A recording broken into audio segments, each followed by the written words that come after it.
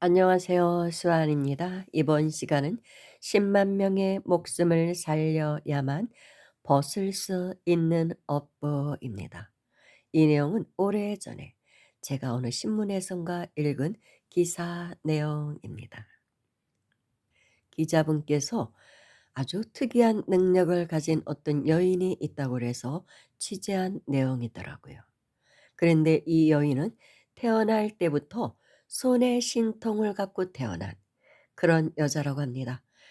아주 기구한 삶을 살게 됩니다. 그 신통력 때문에.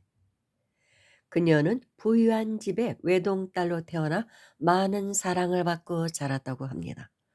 손녀딸이 예쁘기만 한 할머니는 "아이고 우리 이쁜 강아지 어디 할머니 어깨 좀 주물러 보렴." 하며 고사리 같은 손녀딸의 두 손이 당신의 어깨를 주무르는 감촉을 너무 좋아하셨다고 합니다. 얼마나 이뻤겠습니까? 외동딸로 태어났으니. 무슨 효과가 있을까마는 그저 사랑하는 손녀와의 교감을 즐기고 싶으셨던 것이죠. 그런데 이상한 일이 일어납니다. 그 고사리 같은 손으로 당신의 어깨를 만져주면 신통방통하게 시원하였으며 아프지를 않았다는 것입니다. 참 묘한 일이라 여기며 할머니는 당신의 친구들까지 끌어들여 시험을 해 보았는데 역시 친구분들도 그렇다는 것입니다. "오라 네 손이 약손이구나." 감탄을 하면서도 한편으로는 할머니의 안색은 어두워집니다. 당신의 손녀가 평범한 아이가 아니라는 판단이 들었기 때문이죠. 대부분 부모님들은 이런 아이가 태어나는 것을 별로 좋아하지 않습니다. 어떤 능력을 갖고 태어나는 게 참 힘들거든요, 이런 아이들은. 그리고 차라리 뭐 천재가 태어났다든가 영재가 태어났다든가 이런 것은 좀 바랄 수가 있죠. 그렇지만 천재가 태어나도 그 아이를 키우는 것이 만만치가 않다고 합니다. 너무나 특별한 아이는 부모도 힘에 겨운 것입니다. 그저 평범하면서 남보다 조금 우수한 그런 아이를 바라는 것이죠. 복덕도 많고 수명도 길고 건강하고 부모에게 효도하고 이런 아이를 좋아하죠. 뭔가 특이한 능력을 갖고 온 아이들은 그다지 달가워하지를 않습니다. 왜냐하면 그 아이의 앞날이 평범한 길을 갈 수가 없다는 걸 알고 있거든요. 그 능력을 써먹을 수밖에 없는 그런 인연이 다가옵니다. 그런 삶이 펼쳐지게 되거든요. 그런데 앞으로는 이런 아이들이 많이 태어날 것입니다. 하늘 문이 열려서 이 지구에 엄청난 기운이 지금 들어오기 때문에 사람들이 갑자기 막 열리는 현상이 일어나고 그래서 우리같이 나이 든 사람보다는 태어나는 아이들이 그런 기운에 영향을 많이 받아서 이렇게 열려서 태어나는 태어난 후에 또 열리기도 하고 그런 아이들이 많이 나올 것입니다. 아무튼 그렇게 자라서 대학을 졸업한 후에 그녀는 재벌집의 며느리로 시집을 가게 됩니다. 그래도 꽤 이름이 있는 재벌집의 며느리로 가게 됩니다. 그리고 아들도 하나를 낳습니다. 그러나 이 여인의 삶이 평탄할 수가 없죠. 사명자로 왔기 때문입니다. 어떤 사명을 갖고 온 것이거든요. 주체할 수 없는 어떤 기운이 온몸을 휘두르게 됩니다. 일종의 신병 같은 것을 앓게 되어 몸이 망신창이가 다 되어가는 것이죠. 그리고 그녀는 자신의 전생을 알게 됩니다. 전생에 그녀는 대단한 장군이었다고 합니다. 어느 나라인지 수많은 전쟁터를 누비며 공훈을 쌓습니다. 그것은 상대적으로 수많은 적군들을 죽였다는 의미이기도 하죠. 비록 자신의 나라에는 애국을 했을지 모르나 살생의 과보를 피해갈 수는 없는 것입니다. 그래서 이 생에 10만 명의 아픈 사람을 낫게 해야 그 과보를 벗을 수가 있다는 것을 스스로 깨우치게 됩니다. 그것이 이 생에 그녀가 온 이유였으며 풀어야 할 숙제였던 것이죠. 그녀는 애초에 평범한 여자의 삶을 살 수가 없었던 그런 사람입니다. 특히 법도를 따지는 재벌집 며느리의 갇힌 삶은 더더욱 그녀에게는 어울리지가 않았던 것이죠. 마침내 그녀는 집을 나오고 맙니다. 사랑하는 남편과 아들을 두고 지방으로 숨어들어 집을 구하고 중생구제의 삶에 들어가게 됩니다. 보살행의 길을 가지 않으면 안 됩니다.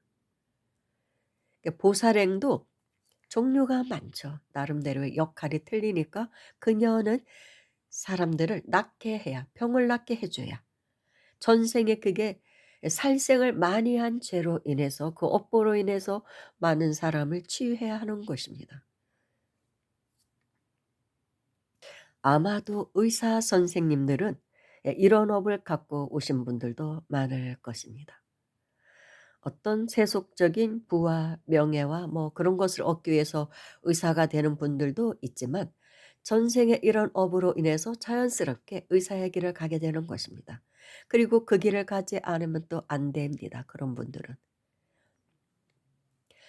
많은 사람들이 그녀의 소문을 듣고 몰려듭니다. 앉은뱅이도 그녀가 두 손으로 길을 불어넣으면 일어서기도 합니다. 얼마 못 가서 그녀는 동네 사람들의 항의로 이사를 해야 했습니다. 동네가 시끄러워 살 수가 없다는 그런 이유에서 계속 민원이 들어가는 것이죠. 시끄러우니까. 차량 혼잡으로 또 피해도 보고 그때마다 그녀는 소리 소문 없이 또 이사를 해야 했습니다. 아무도 몰래. 그래도 환자들은 용케 그녀를 찾아내고 그러다 보면 또 얼마 있으면 또 이사를 해야 했다고 합니다. 얼마나 고달픈 삶입니까? 너무도 많은 사람이 그녀에게 몰려들었기 때문에 기진맥진할 수밖에 없죠. 본인의 기운을 뺏겨야 하니까요.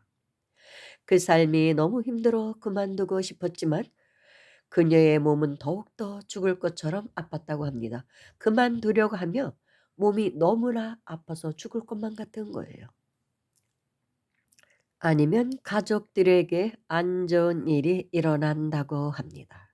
그 일을 안 하려고 하면 대부분 이런 사람들이 그렇더라고요.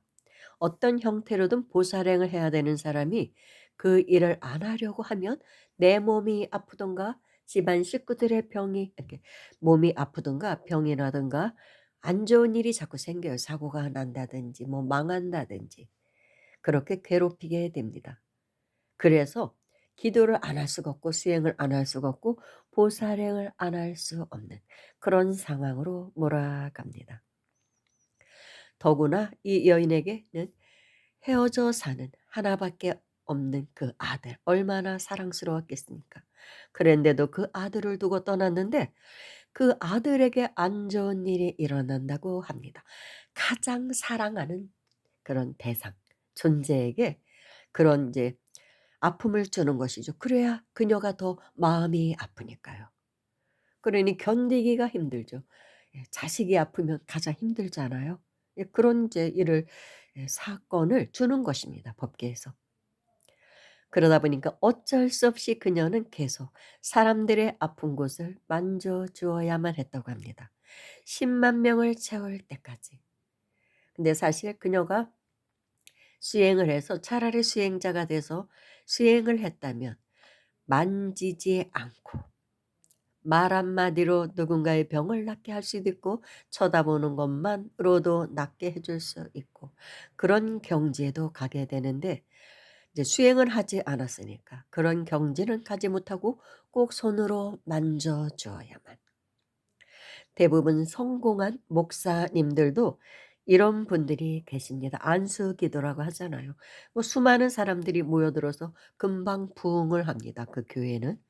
그분도 그 업을 갖고 온 거예요. 그렇지 않으면 안 되니까. 그래서 성직자의 길을 갔다고 볼 수 있죠. 지금쯤 그녀는 10만 명의 숙제를 다 마쳤을까요? 그래서 그 고된 업을 벗어났을지 그 이후의 삶은 저도 모릅니다. 기사 내용이 그랬으니까요. 그런데 그 이야기는 저에게 많은 것을 시사했습니다. 비록 그녀가 전생의 장군으로 나라에는 애국자였을지 몰라도 그녀의 칼에 쓰러져간 병사들의 원호는 그녀에게 원망심을 품을 수밖에 없죠. 그러다 보니까 한 사람의 생명을 살림으로 해서 한 사람을 살생한 업이 벗겨지고 있는 것입니다. 비록 의도된 살인은 아니었을지라도 그 행업은 피할 수가 없다고 합니다. 그렇게 많은 살생을 하고 나면 다음 생에 태어났을 때 아주 신약한 몸이 약한 그런 사주로 태어날 수도 있고요. 병치레를 하는 것이죠. 그래서 이 생에 몸에 병이 많은 사람은 일단 살생의 과보임을 알아야 하고 그래서 그들은 참회 기도 또 더불어 방생을 많이 해야 한다고 하죠. 물고기만 뭐 풀어주는 게 방생은 아니죠. 아픈 아이들을 병을 치료해 주는 내가 의사가 아니면 돈이라도 그 후원해 주고 치료비 주고 그러면서 본인의 업을 벗는 것입니다. 말 한마디로 또 누군가의 앞길을 열어주는 그런 일도 해야 하고 옛날에는 저는 전쟁 영화를 참 좋아했었는데 신출귀모라는 그런 영웅들의 활약이 너무 멋지고 통쾌하잖아요.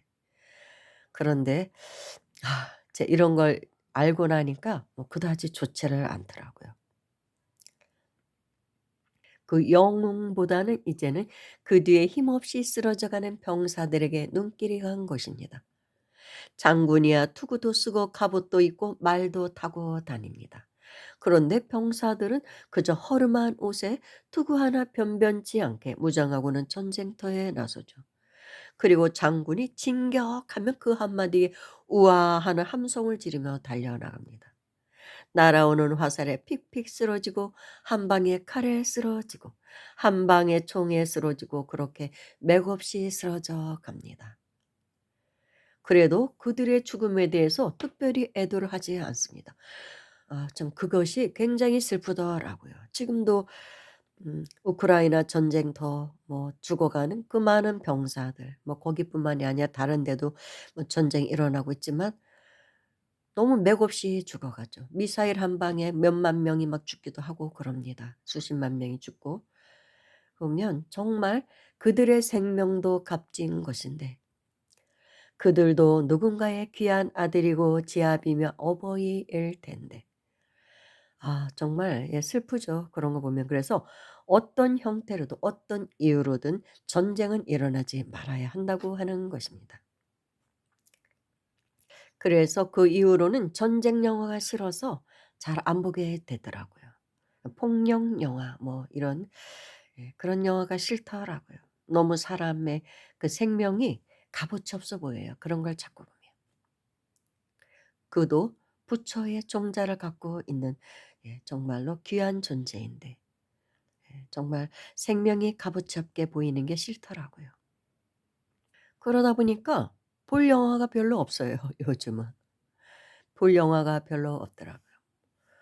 뭐 살인의 추억이니 뭐 공공의 적이니 뭐 이런 영화가 엄청나게 인기를 끌었잖아요. 근데 그런 거 빼놓으면 볼 게 별로 없어요. 그러다 보니까 저는 아바타 같은 그런 영화를 좋아합니다.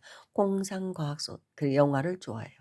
반지의 제왕이라든지 뭐 해리포터 좀 이런 영화가 좋습니다. 어쩌다 그런 영화를 보게 되면 제 입은 연보라는 하고 바빠요. 그 죽어가는 존재들의 비록 영화지만 연불하게 바쁩니다. 나무아미타불 하면서. 그러다 보니까 요즘은 영화도 옛날만큼 잘 보지를 않게 되는 것 같아요. 너무 폭력성이 많아서 싫더라고요. 그런데 앞으로 시간이 점점 흐를수록 이런 능력을 갖고 태어나는 사람들이 많고 인류가 을통의 시대로 간다고도 합니다. 정말 21세기 물병자리 시대는 참 많은 그런 변화가 일어날 것 같습니다. 감사합니다.